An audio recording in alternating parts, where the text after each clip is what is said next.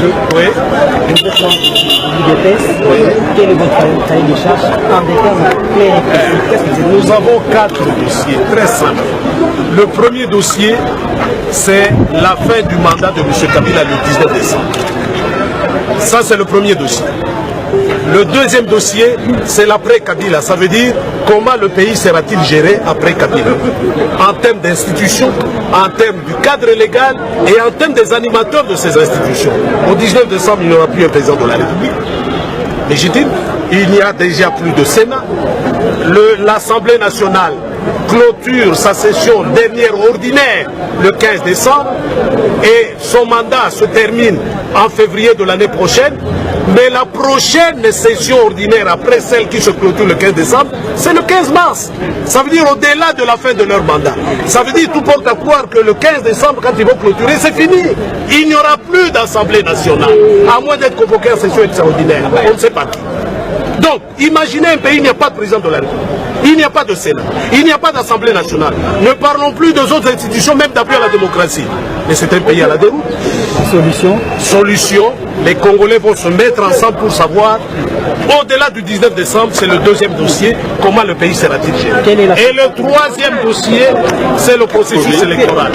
On ne peut pas lier le processus électoral à l'équation personnelle d'une personne, fut-elle M. Kabila.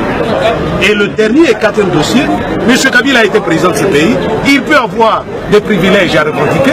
Nous sommes ouverts pour examiner cela et les lui accorder. Voilà les 4 dossiers pour lesquels nous sommes. Si le président ne parle pas, il y aura chaos. Voilà, il parle de chaos. Vous voyez le PPRD, comment il parle. Un journaliste du PPRD.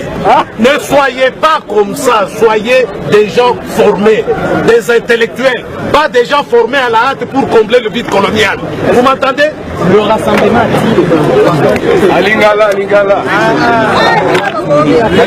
Vous Etienne Tshisekedi alobi na ngai mobaki kende kuna eloko ya liboso oyebisa bango constitution ya mboka toko violer yango te tokoki ko négocier constitution te constitution ya mboka ba aplikaka yango ba négociaka yango te nde eloko toyebi awo elingi koloba boye eloko babengi nombre ya mandat ya chef de l'État eloko babengi durée ya mandat ya chef de l'État banégociaka yango te ndenge bakomi yango na constitution verrouillé elingi koma constitution eboyi bosimba yango bongo biso tokoya kosimba yango mpona kosepelisa nani nde mosala toyeli awa donc tokoloba mais kosimba ça veut dire quoi soki balobi na yo koboma te yo kotuna nga est-ce que kosimba so nga na bomi te nde raisonnement na yo yango wana botika nga na boma nde kosimba na ndenge na yo ya compréhension. Mais wana etali biso te yo soki olingi oviole constitution ya Congo kende koviole yango mais kosatendre biso tokakompagne na mosala wana ya mabe oboma mboka biso tozala nsima na yo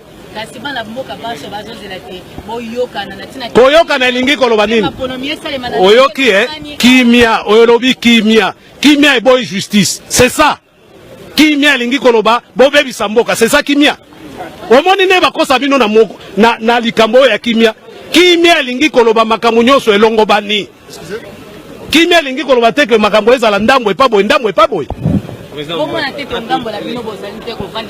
toza kovandisa makambo na nini eyebisanga na nayoka yo biso nde toboyaki maponami esalema omoni ndenge bakosaka bino ya biso nini na makambo ya maponomi te bayimboka bakoloba lokola yo te balakisaki yango le 19 na le 20 septembre baboyaki makambo wana yo moto oza koloba na ndenge mosusu makanisa biso na si nayebisi bino biso tosengaki tozelaki maponomi oyo asalaki maponomi te etali biso te ezali fote na biso te yo obebisi baya kopesa yo mbano nde yango boza kosenga biso tokosala yango te. Après le 19 décembre, mais yango ezali makambo ya nani te nalobi na bino que après le 19 décembre tokozala na président de la République te boyebi yango selon la constitution Sénat kutu tozaka nango te Assemblée nationale le 15 décembre oyo dernière session ordinaire mandat bango sila na février elingi koloba so ba convoquer bango na session extraordinaire te ya bango pe esiri osio mona mboka ndenge wana président azate, Sénat ezate, assemblée ezate. Mboka yango ndenge nini? Faute na biso? Est-ce que ça biso? Est-ce que ça faute na biso? Bino liebo mona nani azali à la base ya makambo wana? Boko senga na biso, oh bokende kaka koyokana. Koyokana ça veut dire quoi? Topo mam te biso tolobi yo baby sitika. Koki na yote. Mabe nini ezali wana? Oh, yo za koyoka ngai te. Koyoka na pona yo lingi ko batobo makongo na bango. Nde koyoka na yango wana. Oyo yo za kosenga ngai.